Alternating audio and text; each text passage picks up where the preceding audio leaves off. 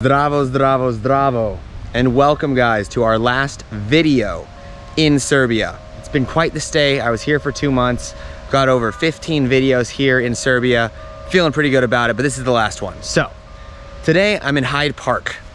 I don't know why it's called Hyde Park. That's a very famous park in London. Maybe they decided they needed a Hyde Park here too in Belgrade. This is an area of the city I haven't been to at all. I figured on my last day, why not do a little Yugoslav exploration? We're very near the museum dedicated to Josip Broz Tito, the great Yugoslav leader who unified and kind of empowered the Yugoslav socialist state. Kind of cult of personality guy. Some people love him, some people hate him. We'll learn a little bit about him. We'll see what's going on over here. We're just gonna take a little walk. So if that sounds good, let's do it.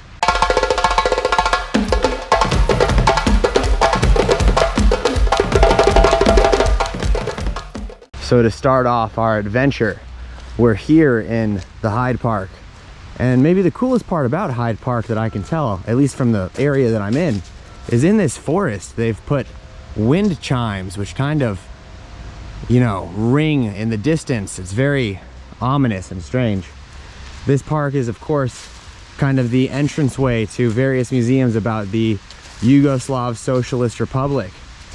And as for Serbians, I've met a lot of Serbians here, and I have to say there's a lot of ups and downs for what people really think about Yugoslavia. So we're gonna get into a little bit of that today. We're gonna get a little bit political, but more importantly, we're just gonna look at some beautiful Yugoslav stuff. A beautiful Yugoslavian fountain. Maybe this is how they do old Yugoslavian art. They seem to have taken all the bottles from around this very beautiful area, but then put them in this fountain. And they've got weird skulls and tire. I think this is maybe some sort of weird art monument about, I don't know, what do you guys think? Comment below. So behind me we can see a Yugoslavian mosaic. This is the Yugoslav National Museum here in Serbia, and you can see this kind of, the communists for whatever reason in Eastern Europe love to make mosaics. So on this side we have soldiers, on this side we have laborers, and these were kind of the two pillars of any, let's call it, socialist society, especially Eastern European, the people that protect the class of people that work to create the greater society. So in front of this museum, what I'll do is I'm going to tell you a little bit about how Yugoslavia formed and what it all means in today's current context. So I'm at the top of kind of this museum area. It's 400 dinars to go in. It's got the mausoleum of Josip Broz Tito as well as the old museum. So they call this the House of Flowers. And it's interesting because there's also a House of Flowers in Tirana, Albania. So I don't know, interesting. So the story of Yugoslavia goes like this. At the end of 1918, the world kind of reorganized itself. So a lot of this land here was controlled by various empires, the Ottoman Empire being one of them, Serbia being one of them, and secondarily, of course, the Austro-Hungarian Empire, which owned lots of former or current Yugoslavia and the former Yugoslav states. So in 1918, all those kind of empires dissolved, leaving this kind of power vacuum. And so basically there was a kingdom here. They said they reestablished a king, and they had, like, you know, 10 or 20 years of having a kingdom. When they went into World War II, that didn't last. Towards the end of World War II, as they were getting invaded, you know, by lots of different people, lots of war, they abolished the kingdom. And in 1945, I believe, they installed the first socialist government with Josip Broz Tito, the very famous leader, kind of like their Stalin or their Winston Churchill here, as kind of the forefront, the leader of this movement. Yugoslavia literally means South Slav land. So this idea of forming a relationship between the South Slavic peoples that were controlled through these various empires wasn't necessarily a new idea. And the South Slavs, this being the Slovenes of Slovenia, the Macedonians, the Serbians, the Croatians, the Bosnians, they had a lot in common and they had a lot to preserve. So they really came together, both through the kingdom originally, and then through this socialist state.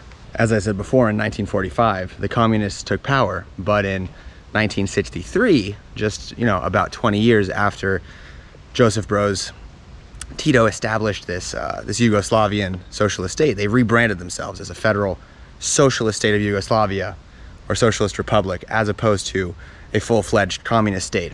And this leads me to make an argument for my American friends. We throw around the word socialism a lot. We throw around the word communism a lot. But there are various shades of these things. And so the main point is, when we think of Yugoslavia, a lot of people think of the Soviet Union. And while there were definitely some things that were similar, the majority of the things were legitimately quite different. So I will break those down, but first we're going to look at the memorial, the burial ground of Joseph Broz Tito.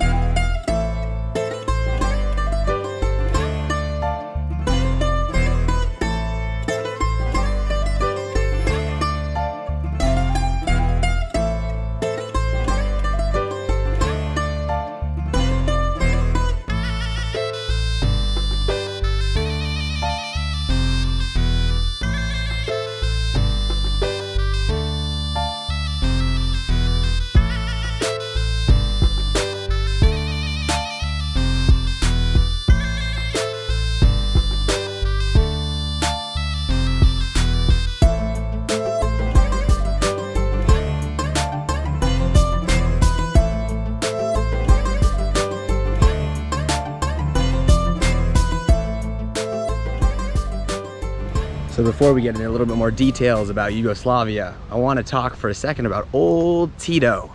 He's a very interesting cat, very interesting figure, politically and historically.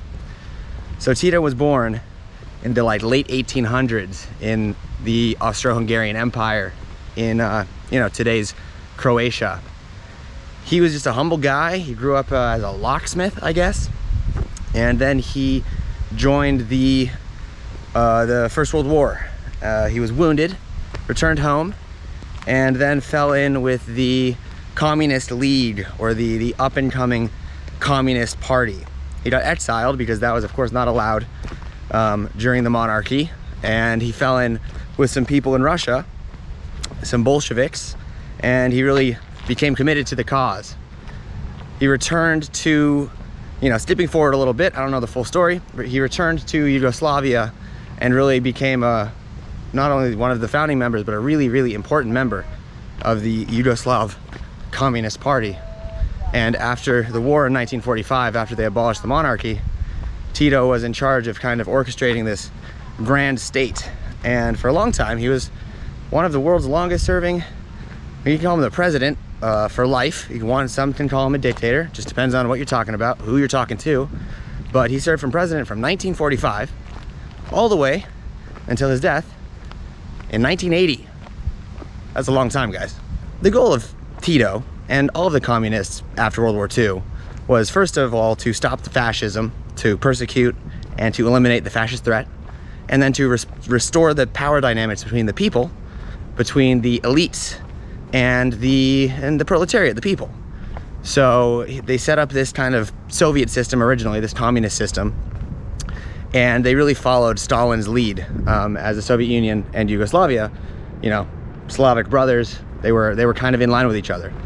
But to many people's surprise, only after about 3 or 4 years of kind of being like a vassal state or a kind of satellite of the Soviet Union, Tito decided that was not the path forward that Yugoslavia wanted to take, and that they would set up their own management system, set up their own form of socialized communism, and to not follow the Soviet lead, which kind of shocked the world because the Soviets were really in control of this, of the destiny of this kind of ideology. This set up Tito as a very important world leader, and based on what I saw in the museum, he had thousands of beautiful gifts from all over the world, from medals to art to sculptures from hundreds of countries. He had a signed picture. He had signed pictures of the Norwegian king, of John F. Kennedy, of the great leaders of the 1960s and 70s, framed, sent to him. He even had the key to many cities, including the key to Los Angeles, the key to Monrovia, Liberia, and more. It's really an incredible life this man lived.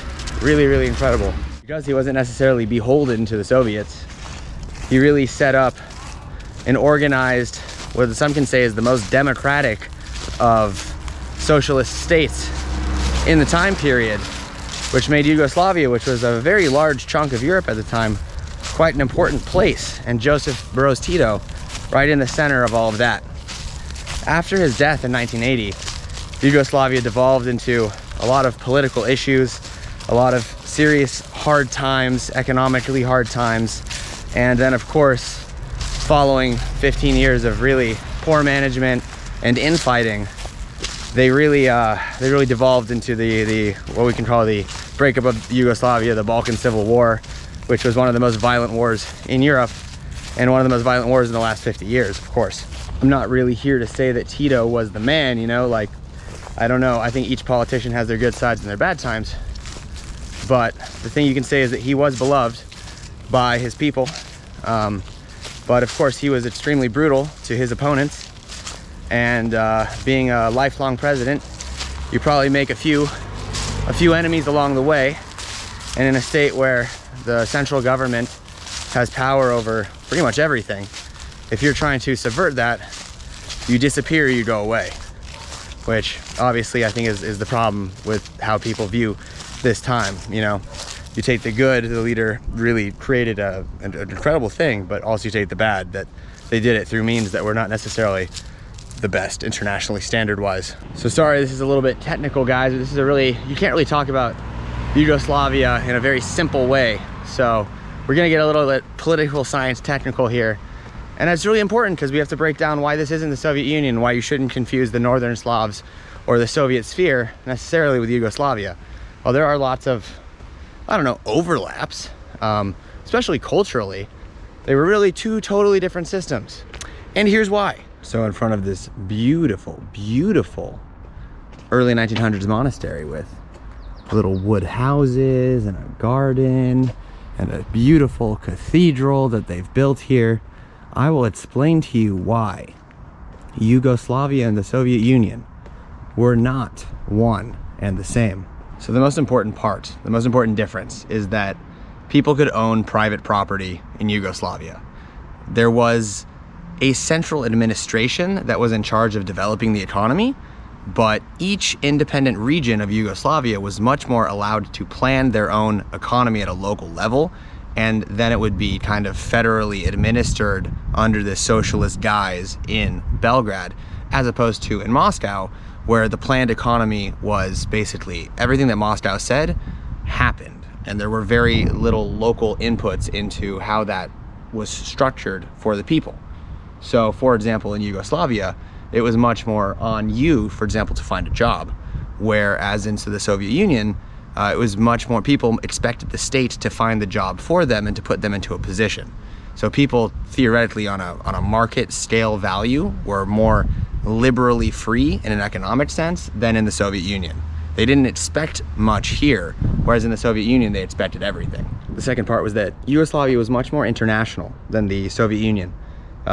Yugoslavia, a lot of Yugoslavians actually ended up moving to Germany and to Austria to help rebuild that area under the guest worker or Gastarbeiter program. So many of them lived abroad and actually sent money home, which also meant that Yugoslavian citizens typically could travel abroad if they wanted to. It wasn't probably available to the average Joe, but people did go abroad. Whereas in the Soviet Union, people were strictly not allowed to travel. It was a completely closed country. This also means that foreign direct investment from other countries was kind of on the table. They wouldn't treat everybody, for example, every foreigner who comes to Yugoslavia as a spy, as they did in the Soviet Union. So Yugoslavia had ties with many countries in the world, sending diplomats, sending people, having embassies, blah, blah, blah. But in the Soviet Union, it was much different. It was a lot more closed. It was a lot more restricted. It was a lot more monitored. Yeah. And because of this, or maybe not a consequence of it, but just a practical sense, the military politics of Yugoslavia was much more rational or similar to that of many countries in the world, a defensive strategy. You know, they built a lot of things here, a lot of military equipment, what I saw in Bosnia a long time ago. They built bunkers and tanks and turrets, and actually Yugoslavia was a net exporter of military equipment around the world for a long time. A lot of people were fighting wars with Yugoslav war machines. That being said, Tito wasn't really flaunting that power over and over again, pushing for international, for example, the international community to really notice Yugoslavia as a military powerhouse. They certainly didn't experience the same sort of sanctions that the Soviet Union experienced from many of the Western nations. As while they were making military equipment, they weren't necessarily saying, you know, punching people in the face either. The last important chunk of this, as I walk by this really nice Mercedes, this area is super ritzy. This must be where all the rich people in Belgrade live. Is that it was a lot more okay. Let's say it was more acceptable to practice your religion and practice your cultural things here in Yugoslavia than it was in the Soviet Union. In the Soviet Union, it was really all about becoming a comrade, becoming another person amongst this great Soviet sphere. So if you were Kyrgyz, if you were Kazakh, you weren't allowed to practice your religion, you weren't allowed to speak your language. They really tried to Russify everybody in their sphere and create this one kind of conglomerate, this one kind of state. Whereas in Yugoslavia, and this is kind of one critique of Tito, is that he didn't really do much to kind of quash these ethnic divides. The Bosnians being Muslim, the Catholics in Croatia and Slovenia, and then of course the Serbians being Orthodox, people having different accents, different languages, the Kosovar Albanians, and that kind of problem that led to in the future. So because there was nothing really done to kind of unify the country, like at a deep core value level, people do blame the Yugoslav Civil War on the fact that didn't happen. So here, people's ethnic identities, even though these countries are a lot smaller than the Soviet Union countries, people are quite different, you know, all being under the same kind of influence, but the people are quite different dialects, different accents, different languages, different religions, different ethnicities. Whereas in the Soviet Union, it's like you spoke Russian. People took you as a Russian. You identified as Russian, even if you weren't necessarily like a white Russian. You were still part of the Soviet Union and you were expected to act accordingly. So that's kind of all about that. If you guys stuck around this long in the video, thank you. So I'll teach you something a little bit cool about Tito. Something fun. So Tito was known to be a little bit of a hedonist. He, let's say the man liked to enjoy himself. He was a big fan of Cuban cigars. He drank 20-year-old Chivas Regal, almost ritualistically. He loved food, he loved beef, he loved cheeses, he loved Yugoslavian national dishes. And the man loved a good dinner party, and he used to throw lavish dinner parties for people from all over Yugoslavia and diplomats visiting him as well. While this was a man who enjoyed the finer things in life, there is one story that old Tito went to a Slovenian restaurant in Ljubljana, sat down at a table, and the Slovenian chef, a master chef, served him snails. And it goes down in history as the only food that Tito ever refused. He said, "My man, I don't want to eat your Slovenian snails." Oh Tito, oh Tito. To wrap this up, I think as an American, it's really important that we talk about communism and socialism and learn about them and come to these countries so that we can kind of deprogram ourselves from all of the propaganda that all of it was negative 100% of the time, and that the word socialism or the word communism is a dirty word. I'm not saying I'm a communist, I'm certainly not a socialist. Wouldn't identify like that.